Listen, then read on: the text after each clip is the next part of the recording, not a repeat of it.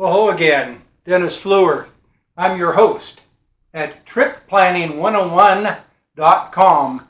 As I've indicated on the other videos, the .com means that we do have a website that gives you some specific information in regards to traveling internationally, the things you need to know. There's about 24 items currently on my index, and they're really important to be able to check off, because just about everyone on there is something you're going to need to know or do before you leave home and go off on this great adventure. So other than that, today's subject, hopefully kind of a quick one, has to do with tourist traps. Now, tourist traps come in two forms. When you're on a group tour, you will be taken to numerous places that have some of the specialties of that particular area for you to purchase. Now, this is all part of the tourist industry when you go to other countries, that they want to make sure that you get an opportunity to spend your money. And if you've got a good tour group, they will take you to places that they know that can be trusted, and will have a good selection of things that you can buy, and their pricing is usually fairly fair. So you feel very comfortable there. And some places you go to, say China for instance, one of the reasons you get such really good fares going to China is because the tour guides agree to take you to some of the government-operated industries, such as a silk factory, furniture factory, overlay, that type of thing.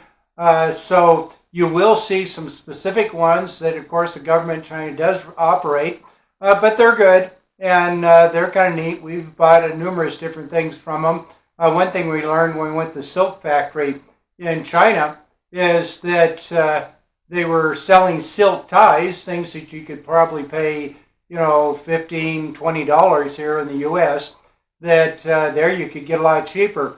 There were some vendors, I think they worked there out of the factory, that came right out to our bus, came into the bus, and were wanting to sell us these ties, and they were trying to give us some really good bargains, like, what was it, like $5 a piece on these ties.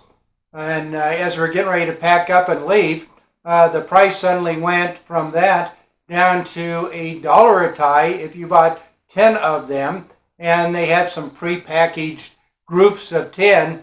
And as some people go, well, no, I don't need duplicates of the same one and things like that. So they finally agreed to sell them to us for $1 a piece, and had a variety pack that we could get for that. So I came home with some really nice silk ties, which I currently use. So you can get some really good bargains when you go to some places. But when you're traveling as a group, you will visit certain places that have local crafts and things of that sort, souvenirs, so that you can take home. The things you want to be aware of, no matter if you're in a group or aren't in a group, make sure you check over what you're buying. Not everything's made by some little lady or some man in a little shop behind their house somewhere, that especially you get bulk things. I think a lot of these things are made in China. And so be careful what you buy. Look it over really good. Make sure that it is something that has some worth to you and you aren't paying too much money. So, that's just a tip from me on being able to get a good deal, on being able to get some souvenirs to take home for yourself or for family members you might be bringing home too. Other than that, I want to talk to you a little bit about when you're traveling on your own. Example, we went to Turkey about 7 years ago. It was the first international trip we actually took, and spent about a week touring Istanbul. Istanbul is a 4,000-year-old city, oldest city in the world. And so it is amazing. We had a great time there. People were very gracious, had an enjoyable time. But as we were touring the area where the Blue Mosque is, and the Spice Market and some of these places, that there is this church not uh, a mosque, but a Christian church. That Istanbul has traded hands numerous times over the last 4,000 years. And at one time, this was a Christian church.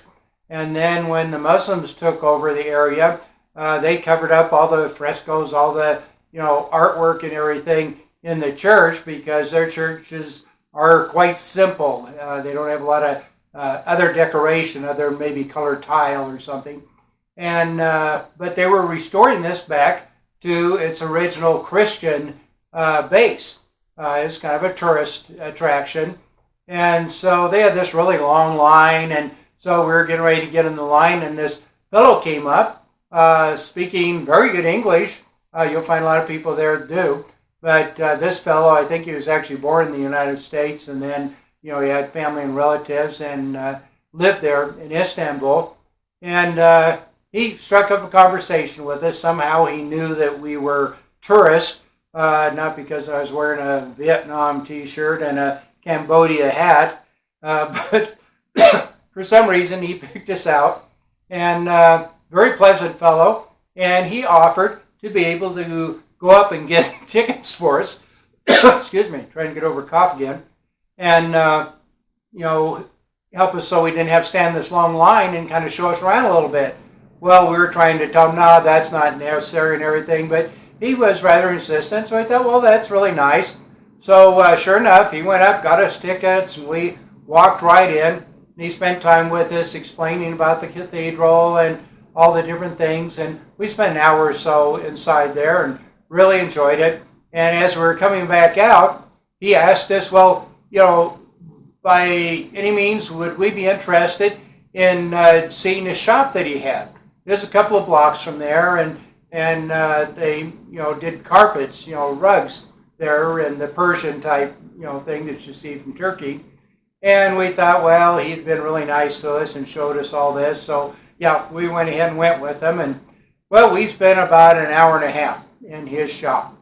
And if you haven't had the experience of going into a rug shop, especially in Turkey, it's quite a show that they put on.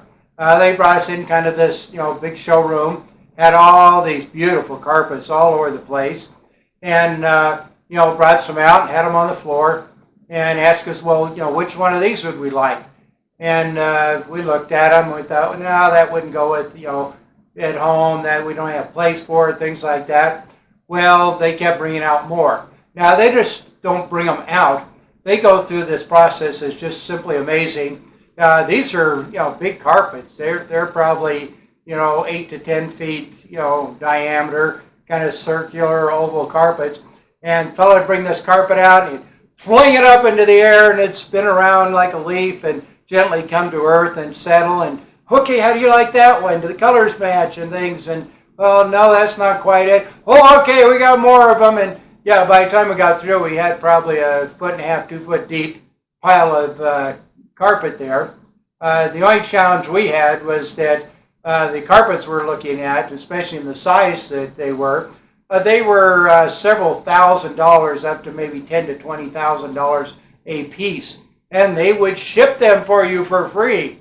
But they were gracious. We told them no, it's not something we were interested in getting at that time and everything, and they're a little persistent, but that's okay. We just kind of got up and eventually left, and they were fine. We were fine with it. That was just part of doing business. But be cautious.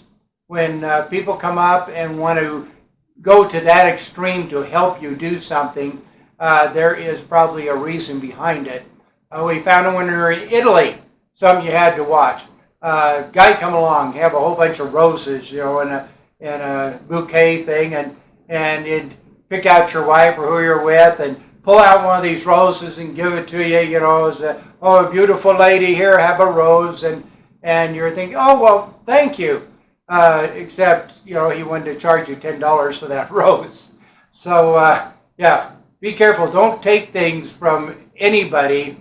If you're asking for it, that's one thing. But if someone's trying to, give you something, realize that they aren't giving it to you. They are expecting you to purchase that.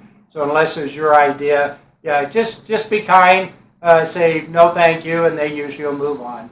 So other than that, that's my tip for today. Tourist traps. It sounds like not a good word, but there are places that you want to go, and there's things you want to buy when you're in some of these countries. Just amazing, marvelous things. And so just be careful when you're shopping. Realize that tourist traps are just part of the tourist trade, and as you go, be kind, be considerate, be generous where you can, but don't get ripped off. Make sure you know what you're getting, and when you get home, you find out it's not stamped made in China unless you were in China, which would be a good thing. So other than that, hey, you have a really good day, and we'll see you somewhere around the world.